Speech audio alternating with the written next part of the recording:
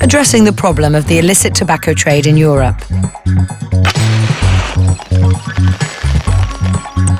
The WHO estimates that around 600 billion black market cigarettes are sold every year, 53 billion of them in Europe. So 1 in 10 cigarettes sold in the EU is illicit. Illicit trade in tobacco funds criminal gangs that often deal in human trafficking and even terrorism. It also distorts market competition and robs EU governments of more than 11 billion euros in tax each year.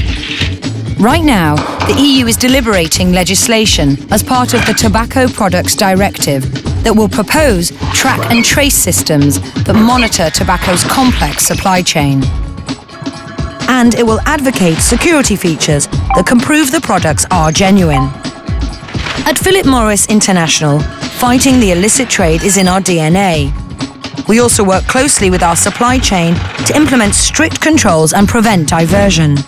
The EU cooperation agreement has seen a reduction in the seized volumes of contraband PMI products by 85% throughout the lifespan of the agreement. We are a voice worth listening to. Here are 5 things we think should be in the legislation. Open standards.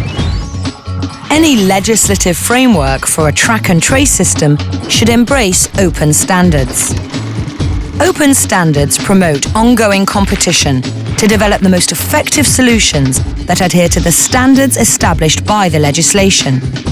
A legislative framework that mandates a specific track and trace solution or a specific architecture, in contrast, risks chilling innovation, allowing criminals to catch up and beat the system. Interoperability. Illicit trade is a global problem. The majority of cigarettes seized in the EU are manufactured elsewhere, and the supply chain often deals with cigarettes as one of many different products. An effective solution must allow cross-border and cross-industry interoperability. It's not just us emphasizing this. The World Health Organization's anti-illicit trade protocol demands it too. Cooperation.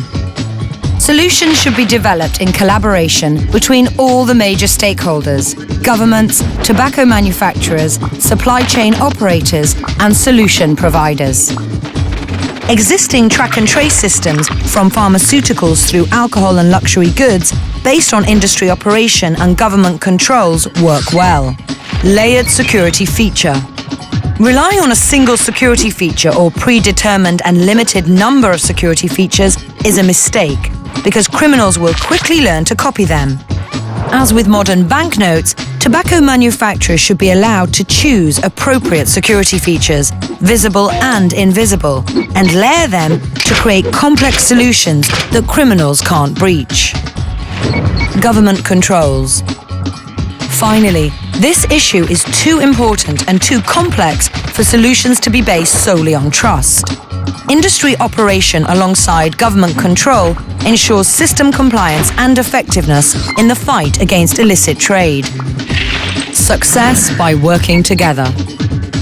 The regulations issued under the EU's Tobacco Products Directive could be a significant help in this fight.